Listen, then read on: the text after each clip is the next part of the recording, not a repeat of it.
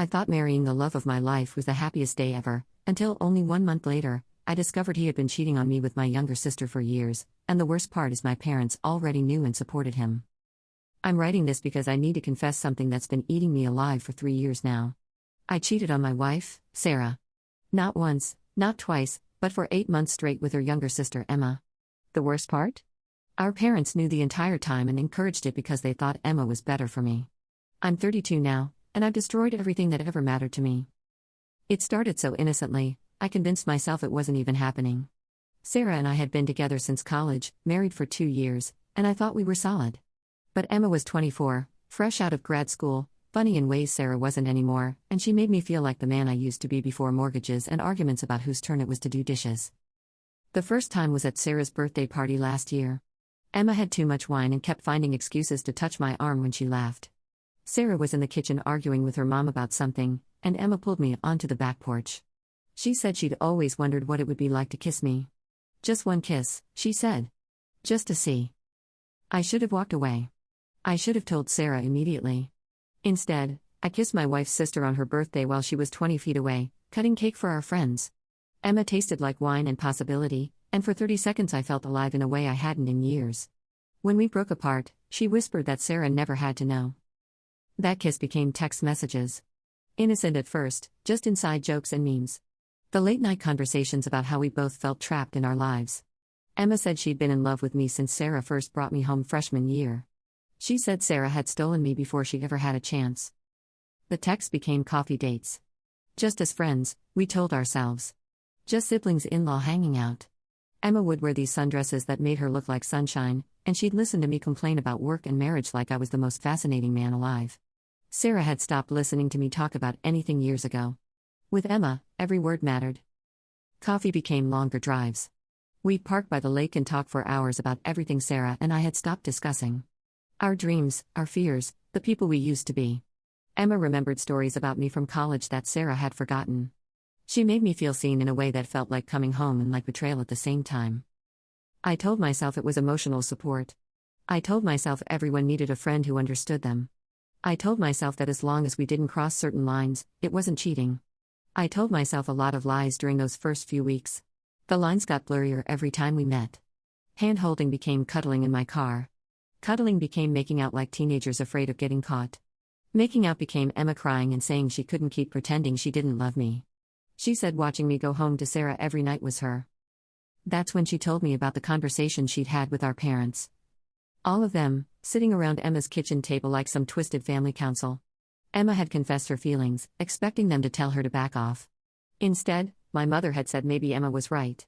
Maybe Sarah and I weren't as good together as we thought. Maybe I'd be happier with someone who appreciated me more. Sarah's parents agreed. They'd always worried their eldest daughter was too serious, too focused on her career, not attentive enough to her husband's needs. Emma was warmer, funnier, better at making people feel special. If I were having doubts about my marriage, maybe those doubts meant something. They didn't tell me to leave Sarah immediately. They were more subtle than that.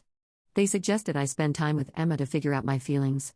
They said if I realized I'd married the wrong sister, it would be better to figure that out sooner rather than later. They said divorce at 30 was better than divorce at 40. 4 families worth of adults, and not one of them suggested I should try couples therapy with my wife. Not one of them thought I should talk to Sarah about what I was feeling. They treated my marriage like a business deal that could be renegotiated with better terms. Emma said they all just wanted me to be happy. She said Sarah would understand eventually because she loved me enough to want what was best for me. Emma believed that, or convinced herself she did. I think deep down she knew we were all lying to ourselves, but the lie felt better than the truth. The night Emma and I first slept together, Sarah was working late at the hospital. She was pulling extra shifts to save money for the house we were planning to buy. Emma texted me that she was lonely and scared about some medical tests she was waiting for results for. Could I come over just to keep her company? I knew what would happen when I drove to her apartment. I knew, and I went anyway. Emma answered the door in one of my old college t-shirts that she'd somehow ended up with. She looked so young and vulnerable that all my resistance crumbled. She said she loved me. She said she needed me. She said Sarah never had to know. We made love on her couch while my wife was saving lives and dreaming about our future. Emma cried afterward, but not from guilt. From relief. She said she'd been waiting 8 years for that moment. She said it felt like coming home. I cried too, but for different reasons. I cried because it had felt like coming home for me as well, and I knew that meant I was a monster. I cried because I could already feel my life splitting into before and after. I cried because I loved Sarah, but I was in love with Emma, and I didn't know how those two things could exist in the same person. Emma fell asleep in my arms, and I lay awake all night staring at the ceiling and trying to figure out how I'd become the kind of man who could betray someone who trusted him completely. Sarah had given me 8 years of her life. She'd supported me through my father's, through me losing my job, through all the ways I'd failed to be the husband she deserved. And I was repaying her by falling in love with her sister. I drove home at 5 a.m. and slipped into bed next to my wife. She stirred and smiled at me sleepily, asking if I'd had trouble sleeping.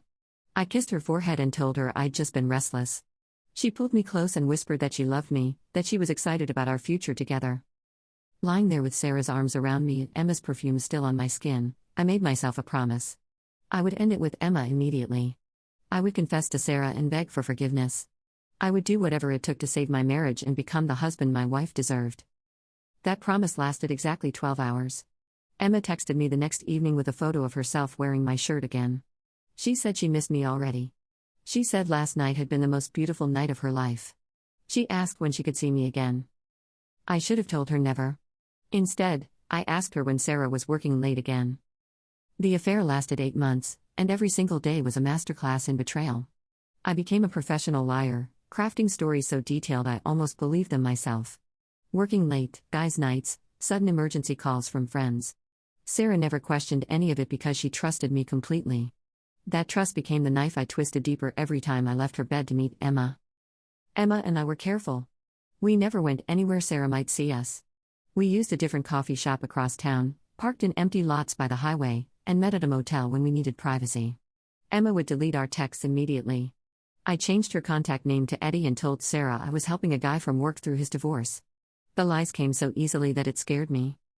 But the worst part wasn't the sneaking around. It was how happy Emma made me. She laughed at my jokes, asked about my dreams, and remembered little things Sarah had forgotten. When I was with Emma, I felt like the best version of myself. When I went home to Sarah, I felt like I was wearing a costume that didn't fit anymore. Sarah noticed the change in me, but she interpreted it all wrong. She thought I was finally healing from my dad's, finally becoming the confident man she'd fallen in love with in college. She'd smile at me across the dinner table and say how glad she was that I seemed happy again.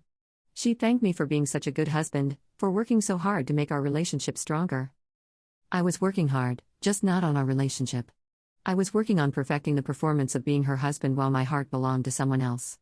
Every kind word from Sarah felt like an accusation. Every time she told me she loved me, I heard it as a question I couldn't answer honestly anymore. Emma and I told ourselves we were planning to come clean. We'd sit in my car after making love and talk about how we'd tell everyone. Emma would divorce Sarah gently, explain that sometimes people just grow apart. I'd support Sarah through the transition, make sure she was okay before Emma and I went public. We'd wait a respectful amount of time, maybe a year, before getting engaged ourselves. These conversations always ended the same way. With Emma crying and me promising her that soon we wouldn't have to hide anymore. With me going home and pretending to be a loving husband while planning my wife's emotional destruction. With both of us pretending we were the victims of circumstances instead of the architects of them. The parents made it worse. My mom started dropping hints about how Sarah worked too much, how she seemed more interested in her career than her marriage. Emma's parents would invite me over for Sunday dinners when Sarah was working, seating Emma next to me like we were already a couple. Sarah's parents began questioning whether she was making me happy, whether she was trying hard enough to be a good wife. They were grooming me for the divorce, though they'd never call it that. They were building a narrative where leaving Sarah was the right thing to do, where Emma and I were meant to be together, where everyone would be happier in the end. They made betrayal sound like destiny. Sarah had no idea she was being slowly voted out of her own family. She'd come home from long shifts and tell me about her day, ask about mine, make plans for our future that everyone else had decided wouldn't happen. She was fighting for a marriage while everyone around her was already planning its funeral. The closest we came to getting caught was at Sarah's promotion party. She'd been made head nurse at the hospital, a position she'd worked toward for 3 years. The whole family was there celebrating, and Sarah was radiant. She kept thanking me for supporting her dreams, for believing in her when she didn't believe in herself. Emma was wearing this red dress that made her look like sin wrapped in silk. Every time Sarah wasn't looking, Emma would catch my eye and smile in a way that made my chest tight. During Sarah's speech about how grateful she was for everyone's support, Emma texted me a photo of her hotel room key. I should have stayed. I should have celebrated my wife's achievement and ignored Emma's invitation. Instead, I waited an hour, then told Sarah I was stepping outside for fresh air. I met Emma in the hotel elevator, and we were undressing each other before the doors closed on the third floor. We made love with desperate urgency, like we knew our time was running out. Emma kept whispering my name like a prayer, kept telling me she loved me more than Sarah ever could. I believed her, or wanted to believe her, or needed to believe her to justify what we were doing. Afterward, as Emma fixed her makeup and I straightened my tie, she asked when I was going to leave Sarah. Not if, when. The affair had started as an escape from reality, but somewhere along the way, it had become our reality. Emma was tired of being the secret. She wanted to be my wife. I promised her soon. I promised her after Sarah's work situation had settled down. I promised her when the time was right. I promised her everything except the truth, which was that I was a coward who wanted to keep both women forever rather than choose between them and lose one completely. When I returned to the party, Sarah was glowing. She pulled me aside and said she had news. She'd been offered a position at a hospital in Seattle, a huge opportunity that would mean relocating but could set us up for life. She was considering turning it down because she knew how hard the move would be on me, leaving family behind. Her family. Emma's family. The web of people who'd been encouraging my affair while pretending to love Sarah. Sarah was willing to sacrifice her career to stay close to people who were actively working to destroy her marriage. That night, Sarah made love to me with a passion she hadn't shown in months. She said the promotion made her feel confident again, made her remember why we were good together. She said she was excited about our future, about building something lasting together. She said she loved me more than she'd ever loved anyone. I held my wife afterward and hated myself with an intensity that made it hard to breathe. She was offering me her dreams, her future, her unwavering loyalty. And I was planning to throw it all away for her sister. Emma started getting impatient. She'd call me crying, saying she couldn't pretend anymore. She said watching Sarah plan our future was. She said everyone was expecting us to be together, that we were disappointing them by waiting. She gave me an ultimatum: tell Sarah within the month, or she'd tell her herself.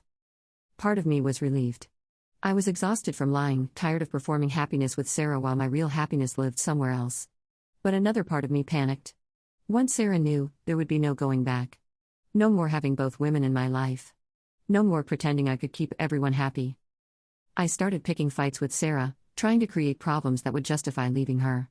I criticized her work schedule, her lack of attention to our relationship, and her inability to make me feel appreciated.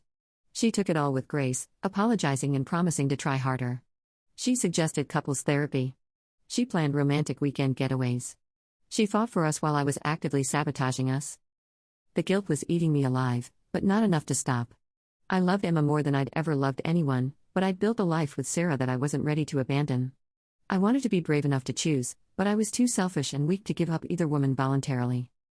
So I let Emma force the choice. I let her set the deadline. I let her plan the revelation that would destroy my wife's world. I told myself I was being passive, that circumstances were deciding for me. I was just being a coward who wanted someone else to pull the trigger. 3 days before Emma's deadline, Sarah surprised me with news that changed everything. She was pregnant. 8 weeks along, planned and wanted and celebrated. She'd been keeping it secret until she was sure, planning the perfect way to tell me. She handed me the ultrasound photo with tears of joy in her eyes. She said she knew we talked about waiting, but this felt right. She said she couldn't wait to raise children with me, to build the family we dreamed about.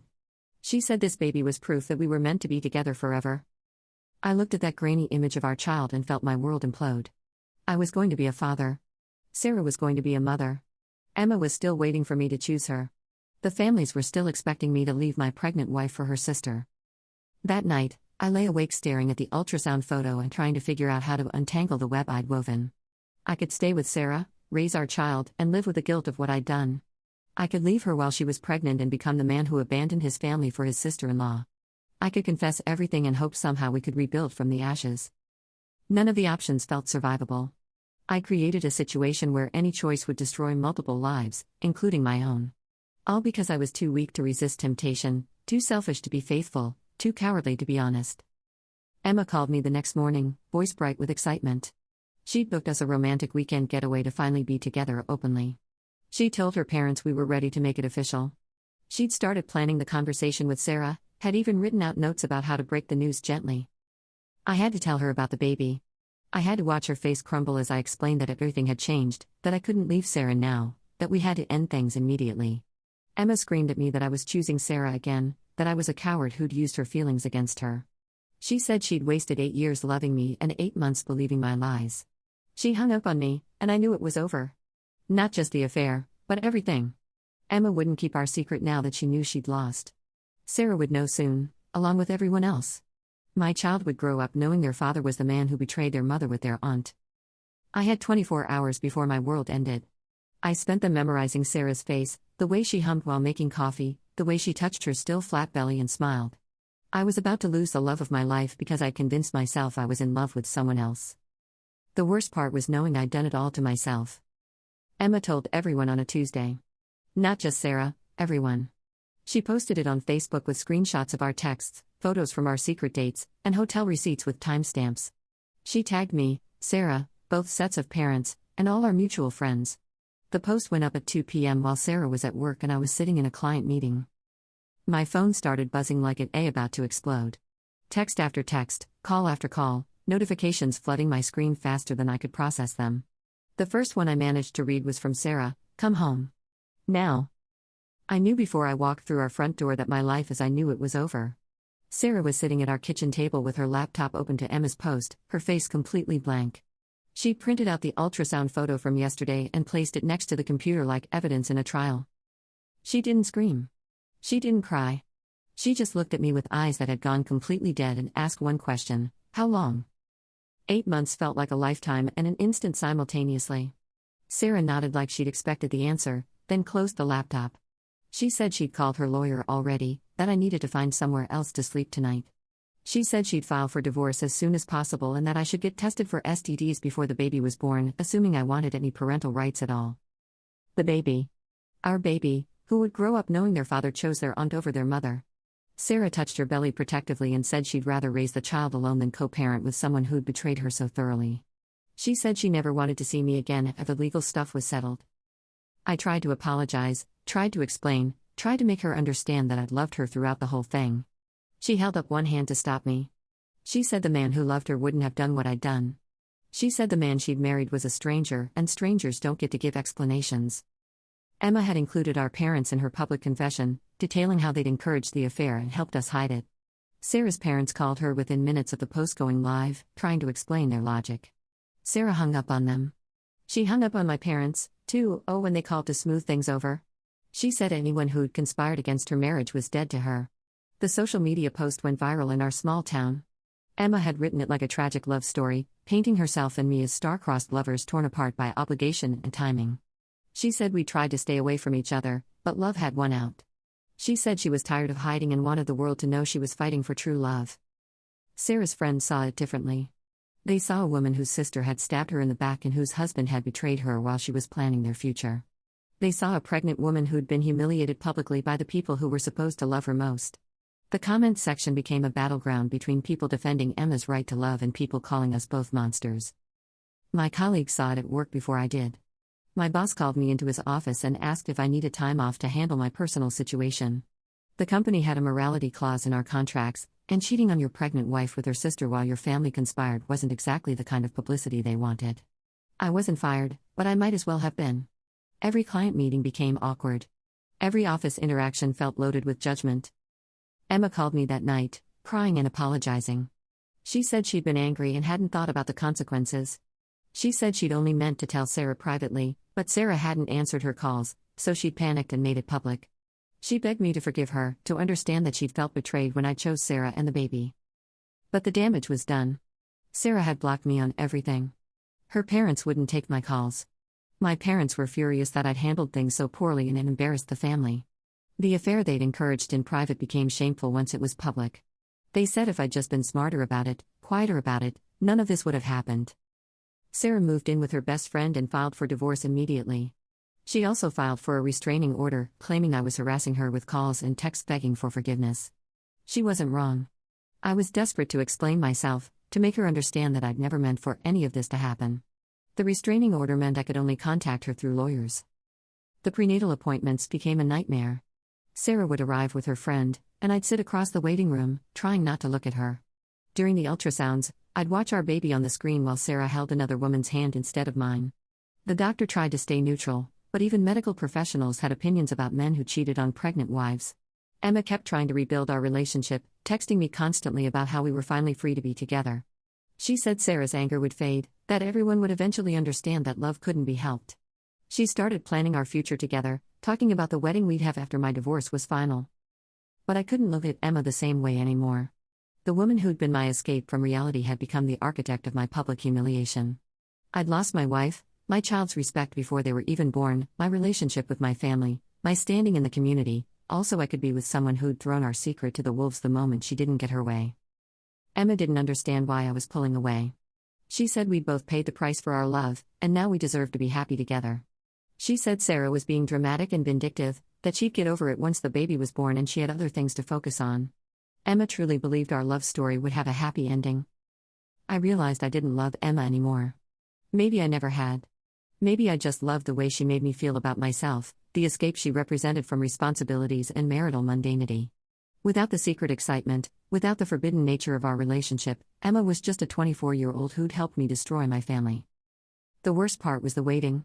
9 months of knowing I was about to become a father while being completely shut out of the pregnancy. Sarah documented everything on social media, where I could see it but not participate. Doctor visits, nursery preparations, and baby shower photos with everyone I knew except me. I watched my child's development through screenshots and secondhand information. When Sarah went into labor, I found out from a mutual friend's Facebook post. I drove to the hospital but wasn't allowed in. I sat in the parking lot for 12 hours while my child was born, not knowing if they were healthy, what gender they were, or whether Sarah was okay. I'd become a stranger to the most important moment of my life. My daughter was born at 3:47 a.m. on a Thursday. 7 pounds, 3 ounces, perfectly healthy. Sarah's friend posted a photo of her holding the baby with a caption "Baby girl meeting her chosen family." The chosen family part was deliberate, a reminder that I'd been voted out of my own child's life. I wasn't on the birth certificate initially. Sarah had exercised her right to leave the father's section blank. If I wanted legal recognition of my paternity, I'd have to petition the court and submit to DNA testing. My daughter and I'd have to prove in court that she was mine because I'd forfeited the right to be trusted. Emma broke up with me 3 months after the baby was born. She said I'd become depressed and bitter, that I blamed her for things that were my fault.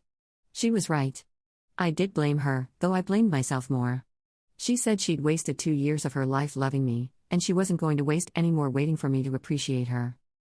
She moved to another state within 6 months, started fresh, where no one knew our story. She sent me one final text saying she hoped I'd realize someday that she'd been the best thing in my life, that I'd thrown away real love for the sake of appearances. She said Sarah and I had never been right for each other, and staying with her out of guilt was just another form of lying. Sarah never moved back to our house.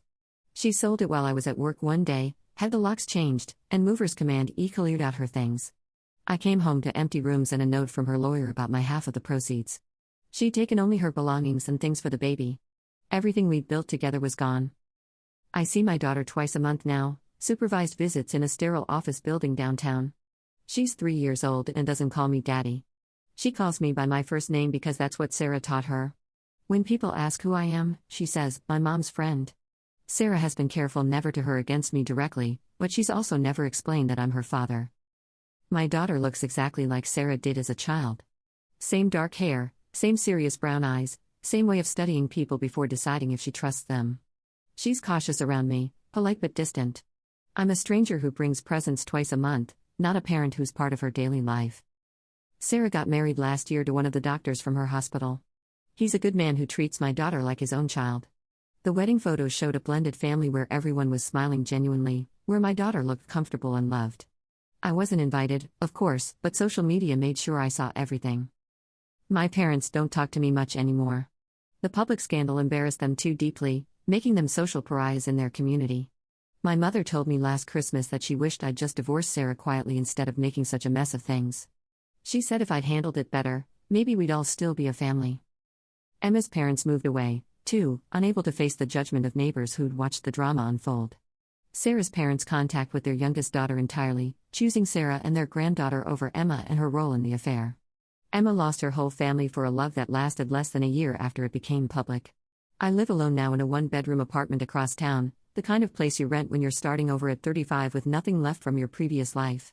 I work remotely mostly, avoiding the awkwardness of office interactions with people who knew me when I was married. I've become a cautionary tale parents tell their children about the importance of integrity. The loneliness is crushing. Not just being physically alone, but being off from every meaningful relationship I'd built over the course of my life. Sarah was my best friend for 12 years before she became my wife. Emma was family. Our parents were my support system. My colleagues were my professional community. I lost everyone all at once, and the isolation is suffocating. I date sometimes, but it never goes anywhere. Women my age Google me and find Emma's post, still live on Facebook 3 years later. Younger women don't understand the weight of what I've done, think it's just ancient history that shouldn't matter anymore. Either way, I'm undateable. The kind of man who cheats on his pregnant wife isn't relationship material. The worst part is knowing it was all for nothing. I didn't gain anything from the affair that was worth what I lost. 8 months of feeling desired and understood, and it cost me my wife, my child, my family, my reputation, my community, my sense of self-worth. I traded a lifetime of love and respect for a temporary escape from the ordinary challenges of marriage. Sarah is thriving without me. She got the promotion in Seattle after all, moved there with her new husband, and built the life she'd always dreamed of. My daughter is growing up in a stable, loving home with 2 parents who are committed to each other and her. They're better off without me, and everyone knows it.